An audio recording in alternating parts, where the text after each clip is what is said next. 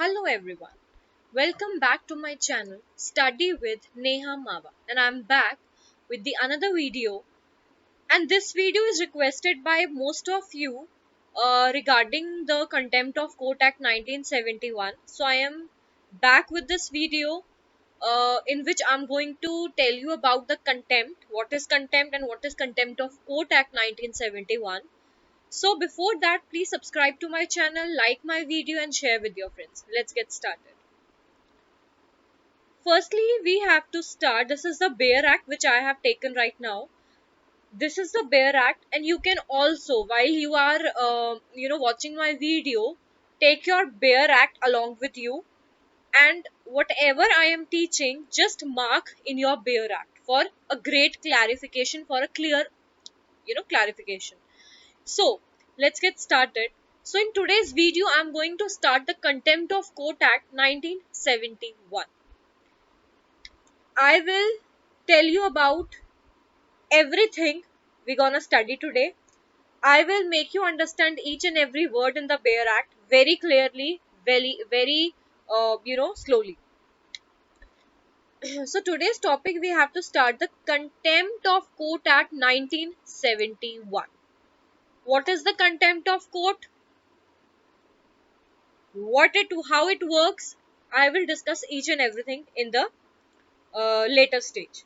So firstly, we know what is the Contempt of Court. The Contempt of Court, it is enacted in 1971, and it was this act number is 70 of 1971. The date is 24th December 1971. Now what is Contempt of Court Act? See, Contempt of Court means, firstly we know that whatever the judgment is given by the judge, every person may not accept that, or every person may not comply with that. When you are challenging the administration of justice, when you are challenging the judgment of a judge, when you are challenging the workings in the court at any level, then contempt of court arises there, right? What they are saying is an act to define and limit the powers of certain court in punishing the contempt of court and to regulate their procedure in relation thereto. Contempt of court means to punish the person who is not complying with the order of the court, or who is challenging unnecessarily the workings of the court or the administration of justice. Here we are saying that they have done the contempt of court, right? So they have given you the short title extent. Firstly, this extend to whole of India, including Jammu and Kashmir. Now what they have given you the definition part here.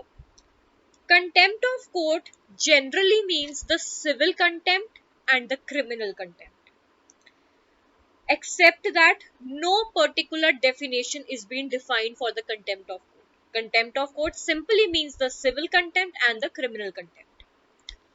Civil contempt means willful disobedience to any judgment, decree, direction, order, writ, or any other process of court, or willful breach of an undertaking. Person is intentionally, voluntarily, or willfully disobeying the judgment, disobeying the judge, disobeying the administration of justice, or decree or direction willfully, then contempt of court can be applied over there, right? When contempt of court simply means when you are intentionally doing something that is not right, and that is for defaming the administration of justice, that is for defaming the judgment of the judge, that is for defaming the order that is given by the judge. It is a civil contempt. Now what is criminal contempt? Criminal contempt means the publication of judgment, order, writ. Now this should be in words, whether spoken or written, sign or visible representation, right? Now they have given you scandalizes or tend to scandalize or tend to lower the authority of the court. There is a person who is not satisfied with the judgment of the court or given by the judge.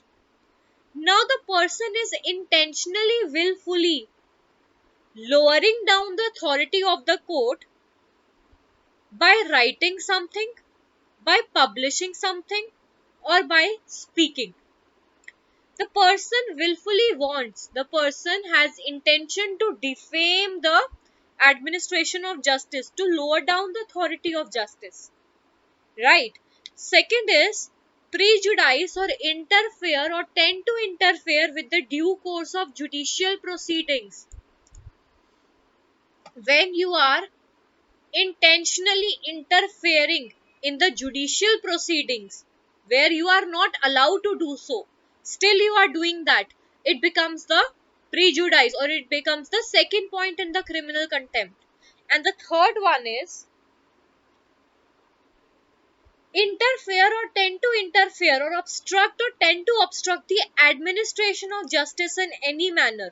So criminal contempt means when you are intentionally doing something that may hinder the working of the court, that may become an obstacle in the administration of justice, or that may become the obstacle for the judge in delivering the judgment.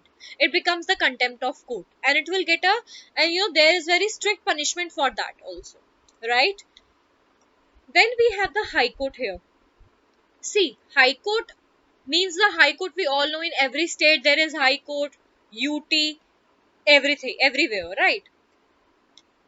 Then we have third point, that is innocent publication and distribution of matter, not contempt. Now see, as we have studied in the IPC, that intention is very must. Mens rea is very important. When you are doing any act with intention, with wrong intention or with wrong mens rea, if though you are not doing that act, but the intention or the mens rea is important there. In the third point, they are saying that innocent publication and distribution of matter is not a contempt, right? When you are publishing that particular thing, that is the way it is. There is no amendment, there is no changes, there is no willful disobedience of anything. Still, there is something fishy in that nature, and you are publishing that. That is true. So, there is no contempt. So, a person shall not be guilty of contempt of court on the ground that he has published any matter which interfere or tend to interfere or obstruct the court of justice in connection with any civil or criminal proceeding pending at the time of publication, and there is a reasonable ground that it is true. For example, a judge was caught and the judge was taking the bribe from an advocate. This was the real phenomena. This was the real case. And when you are publishing as it is, there is no contempt because the judge has done that same thing in real. Right? You were not having any kind of bad intention against that judge, but it was your party, it was your case where the judge was seen taking the bribe. Fine. So in that case, whatever you will publish there, that should be true, that should be real, and that will not be considered as the contempt of court. Second thing is, notwithstanding anything to the contrary contained in this act or any other law for time being in force, the publication of any such matter is mentioned in subsection 1 here in connection with a civil or criminal. Now, it is not only related to criminal contempt, it also relates to the civil contempt also. For example, you know that the judgment that is given by the judge is not true because the case was somewhere somehow biased. then you are free not to obey because you know that something is fishy there, right? Third one is, a person shall not be guilty of contempt on the ground that he has distributed a publication containing any matter mentioned in subsection 1 at the time of distribution has no reasonable ground for believing that it contained or was likely to contain any matter there. Now, innocent publication and distribution, where you are not having a bad intention, where you are not having a wrong intention, and you are, whatever you are publishing, whatever you are doing what it was in reality, so there is no contempt for it, provided that this section shall not apply in respect of distribution of any publication which is a book, paper, printed or published otherwise than in conformity with the rule contained in section 3 of Press and Registration Books Act 1867. And it is any publication which is a newspaper published otherwise than in conformity with the rule contained in section 5 of the said act. Explanation they have given you: for the purpose of this section, a judicial proceeding is said to be pending in the case of civil proceeding when it is instituted by filing of a plaint. Right? We all know that in civil proceedings, if you want to, start a case, you have to first file a plaint in the court. In the case of a criminal proceeding under the CRPC, where it relates to commission of an offence, and when the charge sheet or challan is filed, or when the court issues summon or warrant against the accused, or in any other case when the court takes cognizance of the matter which proceeding relates. Means it says that judicial proceeding is said to be pending, or we can say judicial proceeding starts in civil cases when the plaint is filed, or in the CRPC in the criminal case when the offence has been committed, or when the charge sheet has been filed. So that is the first step in the case or in the proceedings, right? Then it says that in the case of civil or criminal proceedings shall be deemed to continue to be pending until it is heard and finally decided. That is to say, in a case where an appeal or revision is contempt, until the appeal or revision is heard and finally decided, where no appeal or revision is preferred until the period of limitation, the time limit of appeal and revision has expired. It says that we will understand that judicial proceeding is pending when the plaint is filed, or when the commission of an offence is done, or when the offence has been, you know, done, or when the challan is filed. Till that, or till then, judicial proceeding is pending till the final judgment is delivered. Right? Here, they have given you the B point also, which has been heard and finally decided shall not be. For example, if there is a case, like in a general sense, if the final judgment, order, decree is not been passed by the judge, it will be considered as the that it is not completed, right? It will be said that it is pending. We know every case takes time to get completed. It takes time to, to come to a conclusion. It takes time for the judge to come to a judgment, to give judgment. Okay, so in that case, when the case is in its initial stage, it is tend to be pending. Okay, so when the case is in its initial stages, it is tend to be pending, right? It's in a normal, it's a very normal case that when the case is in its initial phase, it is pending until that, till then the judgment is being delivered. So it says that which has been heard and finally decided shall not be deemed to be pending. For example, there is any case which has been heard, which has been properly decided, is not deemed to be pending because it is the final proceeding that has been done for the execution of the decree, maybe order, maybe sentence. It is not pending at all.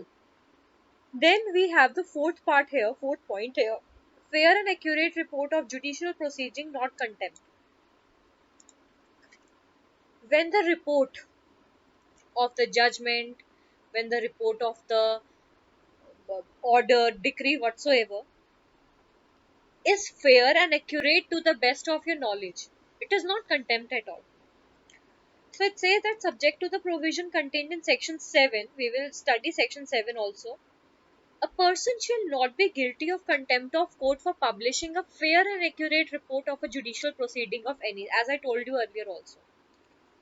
A person who publishes anything, okay, a person who publishes anything as it is, the way it was, the form, the real form it was, it is accurate, it is fair, and you cannot be charged for the contempt of the court.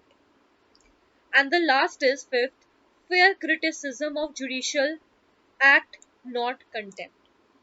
When you are criticizing the judgment given by the judge, when you are criticizing the administration of justice in a fair way, in an accurate way, or in the way as it was, it is not a contempt, as I told you earlier also.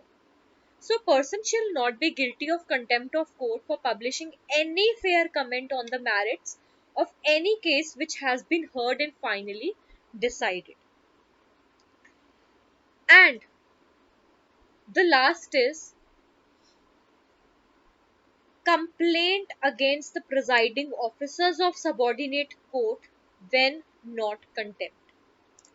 A person shall not be guilty of contempt of court in respect of any statement made by him in good faith, whatever the statement is made in a good faith,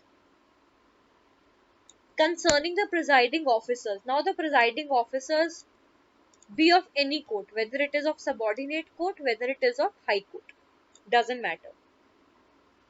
But when you are making the statement in a good way, in a good faith, or the case as it is actually, it is not a contempt. Fine. Now they have given you the meaning of subordinate court here, meaning the any court subordinate to high court, means district court, trial court, magistrate court. It is the lower than the high court. Fine. So I think I should stop here, and I have completed the first 6 points in your Contempt of Court Act.